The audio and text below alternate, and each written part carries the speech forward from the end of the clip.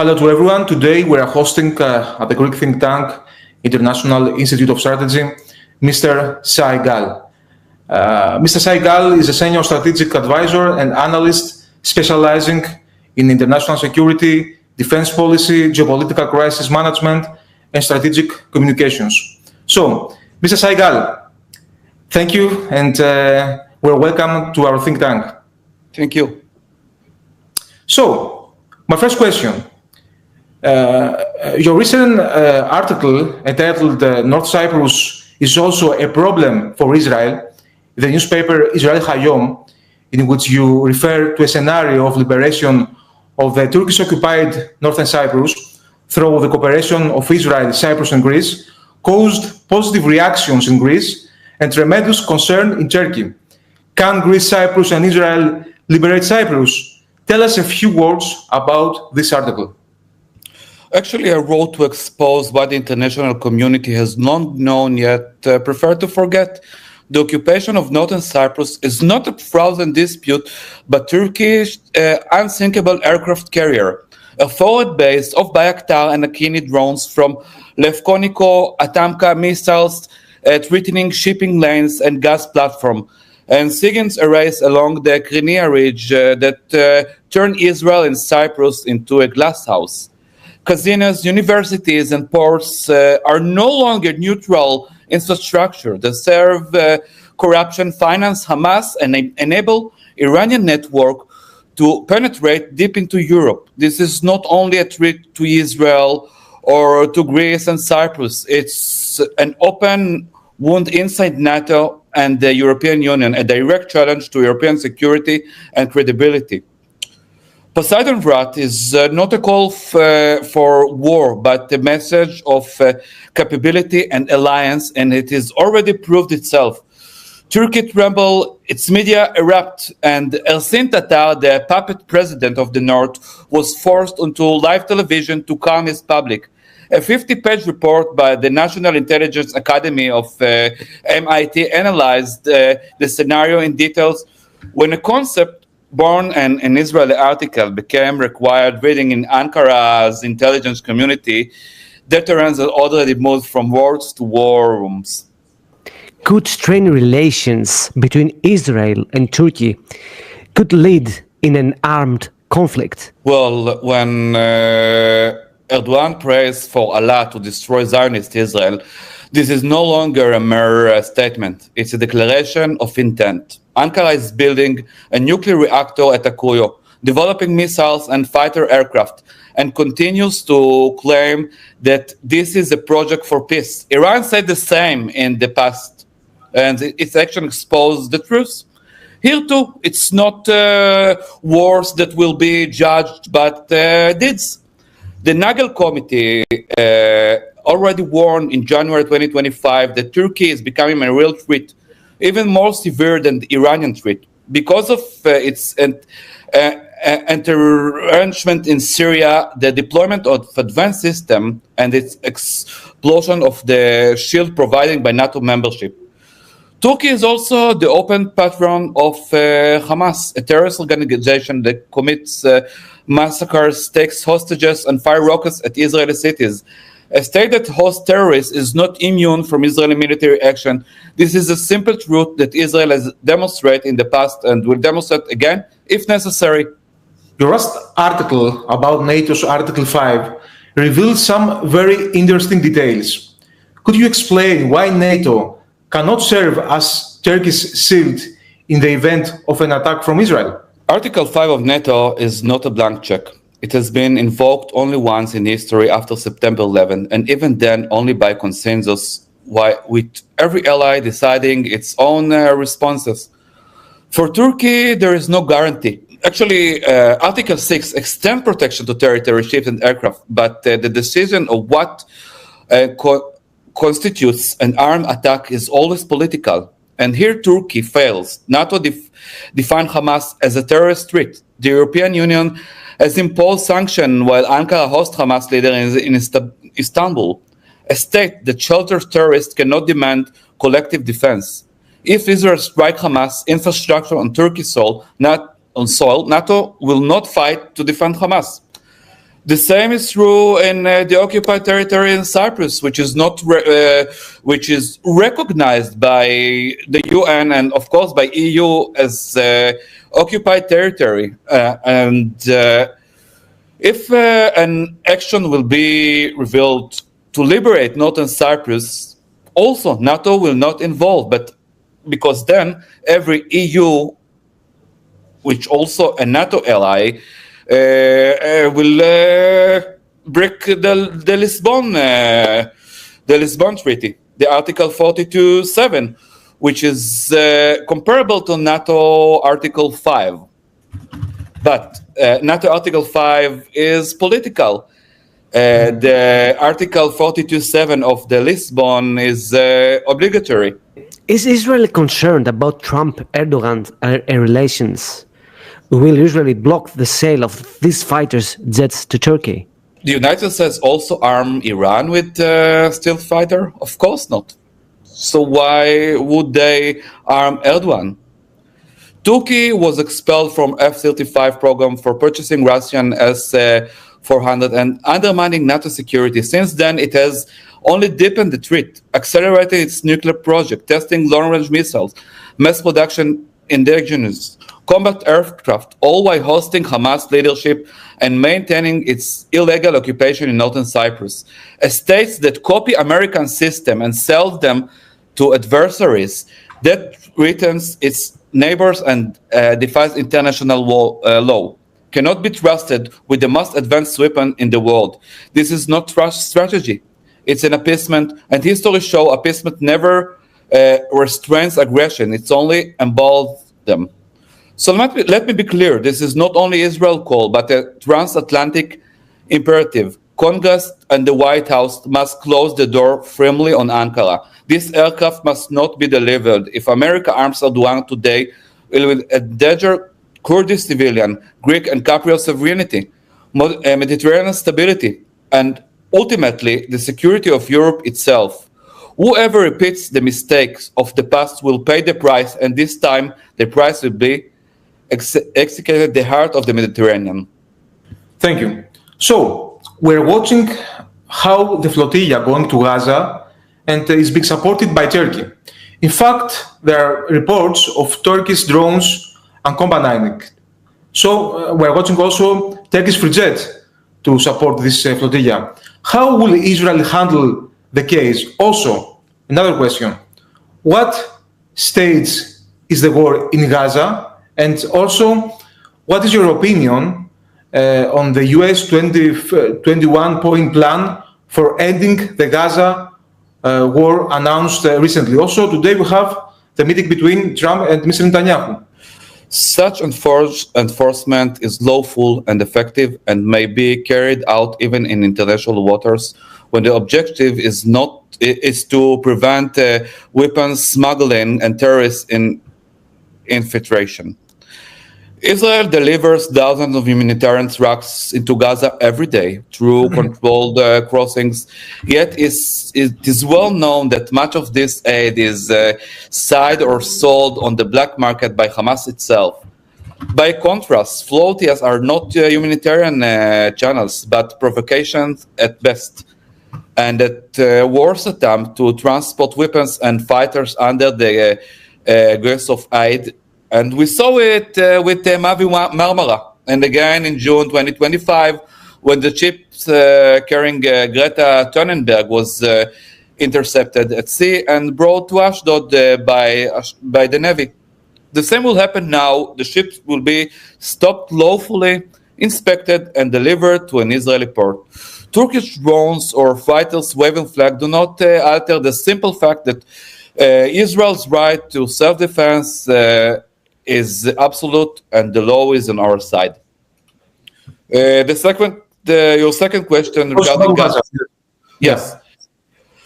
As for the war in Gaza itself, this is not a stage for a ceasefire at any price. Hamas has been struck but not yet disarmed, and close to 50 hostages remain in captivity in Gaza, with around 20 believed to be alive. This is the heart of the matter. The war cannot end before the hostages are returned and the military threat is removed. Israel continues with targeted raids, the elimination of cells and strikes on remaining infrastructure to dismantle what is left of Hamas power. The third one was regarding the 20... Yes, about... yes. So Israel is fully aware of it. Today, actually, this hour, the Prime Minister Netanyahu meeting with President Trump at the White House to discuss it. The plan combines an exchange of hostages for a ceasefire, fast withdrawal, an international stabilization force, and the new governing mechanism in Gaza that is not Hamas, as well as a conditional political horizon. Any proposal that ensure three principles: first, the return of hostages; second, the disarmament of Hamas; and third, the full freedom of action for Israel's security, is positive and worth of serious discussion. Anything that does not guarantees those three principles will not be accepted. Is the Iran issue over, or will there be further developments? The Iranian issue is not over. On June, we struck nuclear facilities, missile sites, and energy infrastructure. The United States joined on June 22nd, and Iran responded with missiles and drones. Since then, Tehran has expanded underground sites such as Pixage Mountain near Natanz, seeking buried nuclear capability, while the UN and Europe have reinstated snapback sanctions. Iran continues to advance in every domain: nuclear missiles, cyber, and proxies, from Lebanon to Yemen, and may discuss its program as civilian. The 12 days war proved that when required, Israel acts within days or even hours from now. As long as Iran possesses nuclear weapons and long-range missiles, Israel jets will return to its skies, and let Ankara take a note. Support for nuclear adventurism, missile proliferation, and terror proxies will bring consequences. Israel will act with vigilance and determination. Doubt our resolve, and you will see not words but deeds. Recently, you wrote an analysis on how Ankara mass produces news where even tiny errors are copy-pasted untouched. You also revealed a Turkish campaign against you.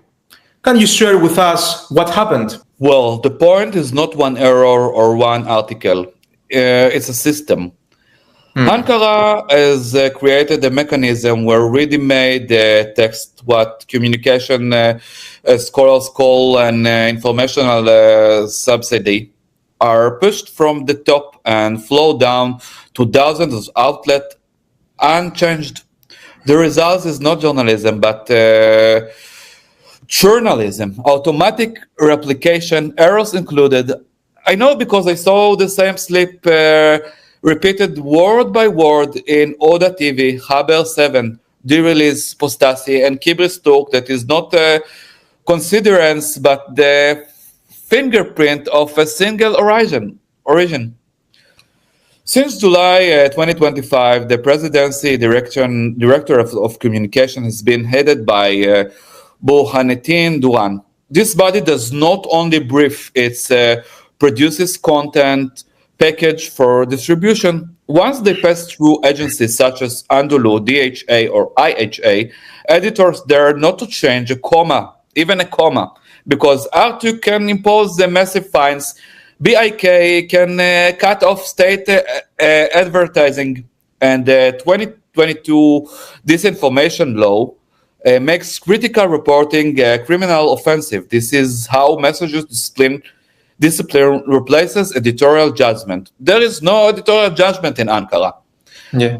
The number makes sense in this context. Reports without borders ranks Turkey 159 out of 180 in the 2025 Press Freedom Index. This is not an abstract statistic, but outcomes of concentrated ownership of the Turkish media. For me, the meaning is simple. Ankara chose not to deny what I wrote, even not single time, because there is no way to disprove facts. Instead, it wrapped them in a framing that suits its own proposes, but in the end, the system revealed itself through the mistakes. How will Greece, Cyprus, and India, and Israel, of course, could deal with the axis of evil, meaning the alliance between Turkey, Qatar, and Pakistan? Well, the axis of Turkey, Qatar, and Pakistan is not solidarity, but a mechanism of dependency, instability, and exploitation. Against it stands coalition of democracies, Greece, Cyprus, Israel, and India, 4 states linking 3 continents and offering an entirely different order.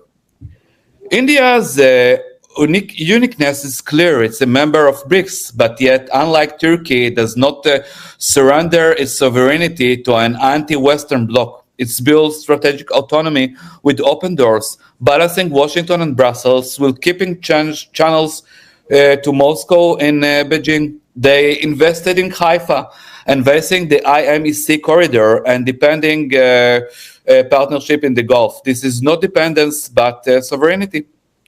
Turkey, by contrast, claimed to speak for the oppressed, while Israeli turns Cyprus into a base, channels Iranian RGIC, funds to the Houthis, enhances itself in Suakin in Sudan and Mogadishu in Somalia, and marks its middle corridor not as a bridge, but as an instrument of control. In South Asia, it's aligned with China and Pakistan.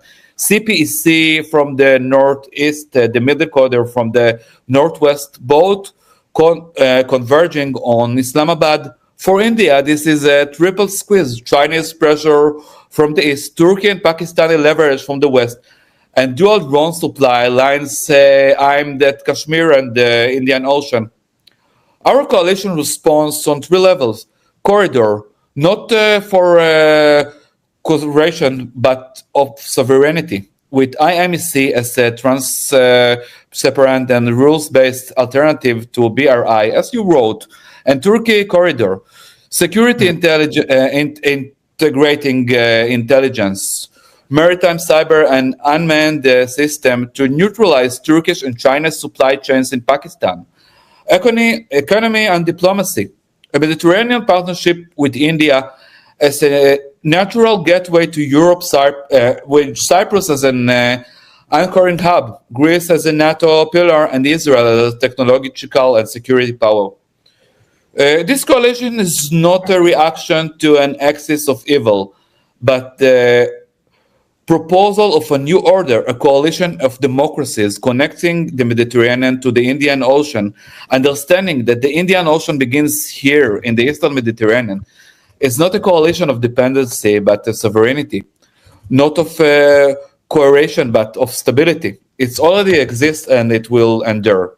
Mr. Gal, yes, I would like to ask you one last question, slightly outside the main context. Mm-hmm.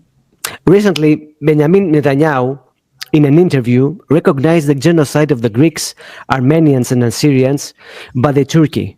What does this mean for Greece and Israel? Well, when Prime Minister Netanyahu recognized the genocide perpetrated by the Turks against Armenian, Pontic Greeks, and Assyrians, he placed Israel beside nation crushed under the Ottoman sword. Turkey rage only underscored the act's weight. From his first days as the UN, as an ambassador in the UN, actually in the late 80s, Netanyahu warning against denial to today as Prime Minister who recognized the circle is closed. It's not rhetoric, believe me, but a foundation of policy. But this must be a cornerstone of foreign policy, also for Jerusalem, both for Jerusalem and Athens. Heirs of nation destroyed yet survived. The duty is clear to lead global recognition of historic genocide and control and confront denial in all of its form. This policy is not only moral memory, but the credibility of international law itself. by trivialization crime written in blood. Leaders like Erdogan weaken law and norms meant to prevent atrocities. Actually, by doing this, we do not guard memory to honor the dead, but we guard it to shame the living who would dare to repeat their crimes. So, Mr. Shay Gal, thank you. Thank you. This discussion, and also it's a big honor for us, as I told before, that you will be a member in the International Institute of Strategy. And we expect him to another conversation in the future, right? Thank you. Thank you very much. It was a great pleasure for me. Thank you, Mr. Shay Gal. Bye-bye. Good night. Bye-bye. Have a good night.